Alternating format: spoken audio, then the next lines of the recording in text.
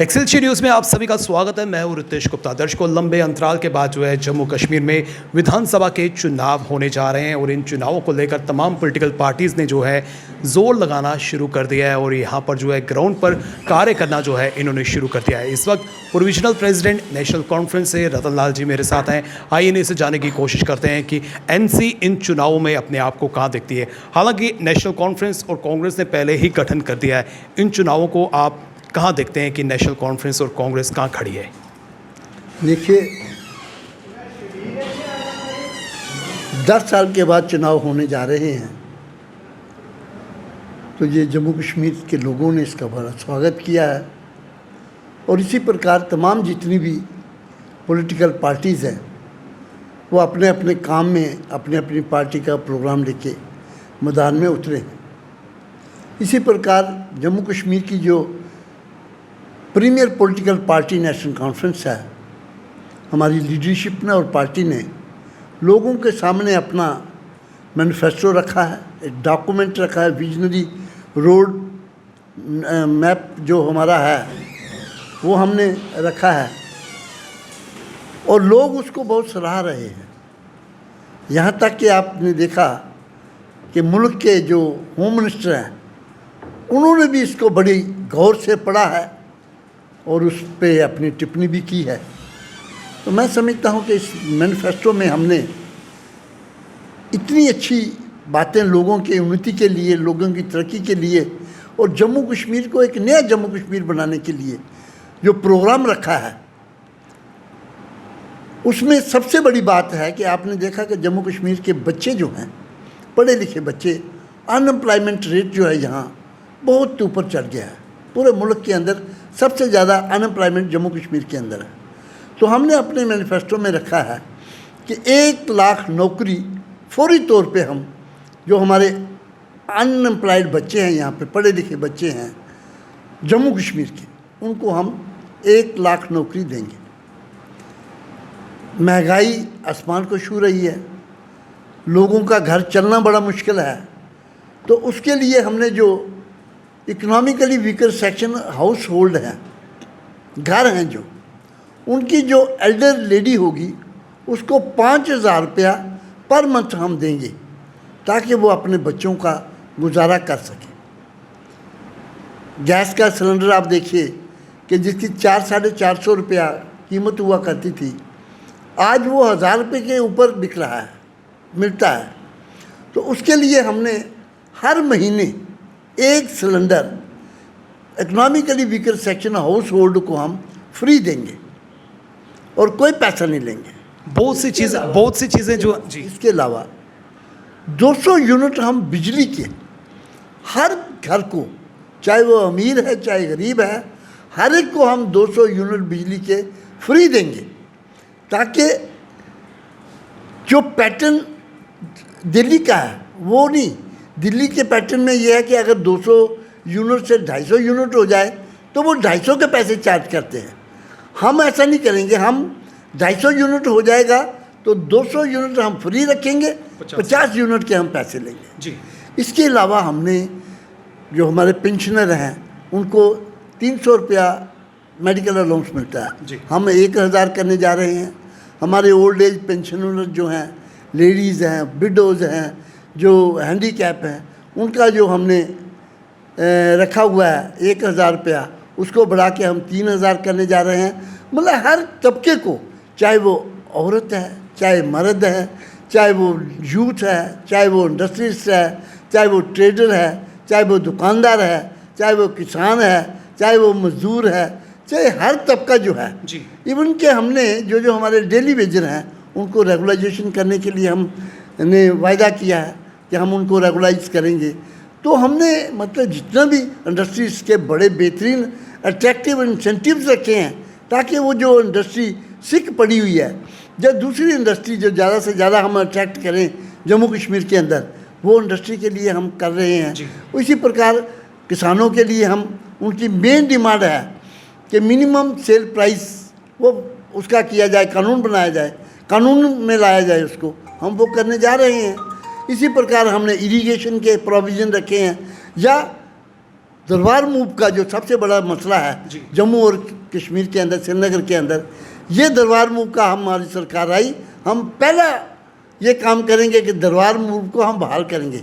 इससे क्या मतलब क्या था, ये महाराज के साहब के टाइम पे थी, तो उससे ये होता था कि यहाँ के लोग वहाँ जाते थे, उनमें आपस में भाईचारा बढ़ता था, वहाँ के लोग यहाँ आते थे, आपस में प्रेम भाव बढ़ता था और बिजनेस को बड़ा फर्क पड़ा है जम्मू के अंदर।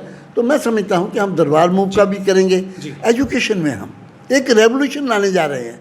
आप देखिए शेख साहब के टाइम पे नेशनल कॉन्फ्रेंस की हुकूमत ने, उस वक्त शेख साहब क्योंकि वो खुद टीचर थे, वो समझते थे कि जम्मू कश्मीर के अंदर अगर हमें तरक्की लानी है, लोगों का लाइफस्टाइल ठीक करना है, या हमें यहाँ पे उन्नति की तरफ चलना है, तो हमें बच्चों को पढ़ाना पड़ेगा, बच्चियों को पढ़ाना पड़ेगा, तब वो एक अच्छी लाइफ जी सकते हैं। तो उसी लिए हमने ग्रेजुएशन लेवल पे फ्री एजुकेशन कर दी है, चाहे बच्ची है चाहे बच्चा है। और इसी प्रकार हमने यूनिवर्सिटी के अंदर बच्चियों की जो एजुकेशन है वो फ्री कर दी है। तो इसके अलावा और कई हमने ये वायदे जो हैं हम कर रहे हैं, और मैं आपको यकीन दिलाता हूँ ये वायदे नहीं है, ये डन वर्क है जो हम करेंगे, फौरी तौर पे करेंगे। और लोगों ने मन बनाया है कि आपकी बार हल्का बटन दबाना है, इन्होंने हल्का बटन दबाएंगे, नेशनल कॉन्फ्रेंस की सरकार लाएंगे,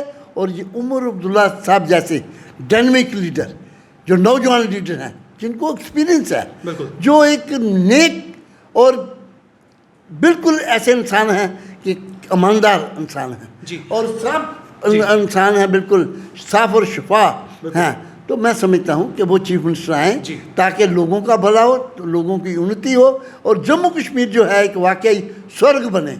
भाजपा की बात करें तो भाजपा ने जो है आपके मैनिफेस्टो पर भी जो है कई तरह के प्रश्न चिन्ह लगाए हैं, दूसरी तरफ से उमर अब्दुल्ला साहब पर भी जो है कई तरह के प्रश्न चिन्ह लगा दिए हैं। उन्होंने कहा है कि उमर अब्दुल्ला ने पहले कहा था कि अगर यहाँ पर स्टेटहुड का दर्जा बहाल नहीं किया जाता तो वो चुनाव नहीं लड़ेंगे, और अब जो है उन्होंने यू टर्न लेकर जो है चुनाव लड़ने जा रहे हैं। देखिए, नेशनल कॉन्फ्रेंस एक ऐसी पार्टी है जो बड़ी डिसिप्लिन्ड पार्टी है, और इसकी जो मेन पावर जो है नेशनल कॉन्फ्रेंस की, वो हमारी वर्किंग कमेटी है। वर्किंग कमेटी जो है हमारी सुप्रीम बॉडी है, उसके आगे चाहे चीफ हो चाहे सबसे छोटा वर्कर हो हमारे, उसके ताबिया है। जो वो हुक्म करेंगे वर्किंग कमेटी, वो हमारे हर साथी को मानना पड़ता है, उसको आप नहीं इनकार कर सकते। उमर अब्दुल्ला साहब ने अपनी जाती राय दी थी, इसमें कोई दो राय नहीं है, लेकिन जब सुप्रीम बॉडी का हुक्म हुआ कि आपको लड़ना है, तो उन्होंने लड़ना मान लिया, माना, इसलिए क्योंकि एक ये हमारी डिसिप्लिन सोल्जर की तरह उन्होंने माना। मैं एक सिपाही हूँ पार्टी का, पार्टी मुझे अगर हुक्म करेगी तो मैं तो उनको इनकार कर ही नहीं सकता, इससे सुप्रीम बॉडी।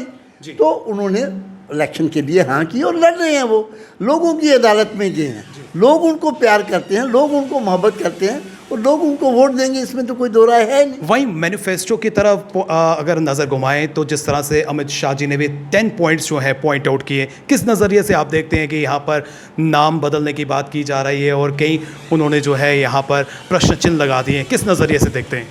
देखिए, मैं खुशी महसूस कर रहा हूँ कि नेशनल कॉन्फ्रेंस का जो मैनिफेस्टो, जो रोड मैप, जो विजन हमने लोगों के आगे रखा है, अमित शाह जी ने भी एक एक लाइन, एक एक लफ्ज़ बलफ्ज़ उसमें पढ़ा है। तो मैं तो खुशकिस्मत हैं हम लोग कि हमारे मैनिफेस्टो को मुल्क के होम मिनिस्टर ने वक्त निकाल के इसको पढ़ा है और इस पर टिप्पणी की है। हालांकि जो टिप्पणी उन्होंने की है वो दुरुस्त नहीं है। हम किसी जगह का नाम नहीं बदलने जा रहे हैं। हमारे लिए शंकराचार्य पवित्र एक हमारे हिल्स हैं, वहाँ भोले शंकर निवास करते हैं। हरि पर्वत हमारे लिए पवित्र है, ये उनको गलतफहमी हुई है और बीजेपी इसको दूसरे नज़रिए से देख रही है। ऐसी बात नहीं है, हम किसी जगह का नाम बदलने वाले नहीं हैं। वो बदलते हैं, उनको आदत है, हम बदलने वाले नहीं हैं। हम इन जगहों की आदर करते हैं, इन जगहों को हम मानते हैं और ये जगहें हमारे लिए आस्था का मंदिर है। लेकिन जिस तरह से मैनिफेस्टो में मेंशन किया गया है तख्ते सुलेमान रखा जाएगा, तो ये चीज़ें क्या हैं फिर? कहाँ रखा है? ये मैनिफेस्टो मैं आपके सामने रखता हूँ, मुझे आप कहीं इसमें बता दीजिए, ये है मेरा मैनिफेस्टो, आप इसमें कहीं बता दीजिए कि हम जगह का नाम बदलने जा रहे हैं। किसी जगह ये बता दीजिए कि हम मिलिटेंसी को वापस लाने की कोशिश करेंगे। ये इनका एक नेगेटिव प्रोपेगेंडा है, नेगेटिव नरेटिव है जो ये शुरू से करते आ रहे हैं। हाँ, आज लोग इनको नकारा क्यों है? इनको पार्लियामेंट के इलेक्शन में आपने देखा होगा कि कश्मीर के अंदर इनको नकार दिया है। ये डर के मारे वहाँ कोई अपना कैंडिडेट खड़ा नहीं कर पाए, तो लोगों ने इनको नकारा है। ये हमेशा नेगेटिव अप्रोच लेके आते हैं। आज वो ज़माना नहीं है, लिहाजा लोग आज इनकी बातों पे कोई वो समझते दरगुजर करते हैं। यार ये कहते रहते हैं, ये इनका जुमलाबाजी ये करते रहते हैं, हम सुनते रहते हैं, कोई सीरियसली इनको लेता नहीं है। तो इसलिए इनके कहना या ना कहने का कोई मकसद नहीं है। मैं आप मैनिफेस्टो में ये चैलेंज कर रहा हूँ, कहीं मुझे बता दीजिए कि यहाँ लिखा हो कि हम फलां जगह को चेंज कर रहे हैं, तब्दील कर रहे हैं, कोई ऐसी बात नहीं। आखिर में जिस तरह से आपका गठन जो है कांग्रेस के साथ हुआ है, तो नेशनल कॉन्फ्रेंस और कांग्रेस कितनी सीट्स जो है वो जीतने जा रही है, क्या लगता है? देखिए साहब, इस वक्त के तमाम सर्वे जो हुए हैं, और 2-4 दिन पहले भी मैंने सर्वे देखे हैं, रिजल्ट्स देखे हैं, जितनी एजेंसियों ने सर्वे किया है उन सभी ने ये कहा है कि जम्मू कश्मीर के अंदर +50 जो है ये अलाइंस ला रहा है। चाहे 2/3 मेजॉरिटी समझ लीजिए, या 60 के आसपास समझ लीजिए, या 55 के आसपास समझ लीजिए, लेकिन +50 जो है इनको वो दे रहा है। सर्वे वाले दे रहे हैं, मैं नहीं कह रहा, आपने भी चेक किए होंगे सर्वे जितने हुए हैं, सभी कह रहे हैं कि +50 जो है वो अलाइंस, इंडिया अलाइंस जो हमारा ये अलाइंस बना है कांग्रेस के साथ और नेशनल कॉन्फ्रेंस का, ये +50 जो है इस वक्त है।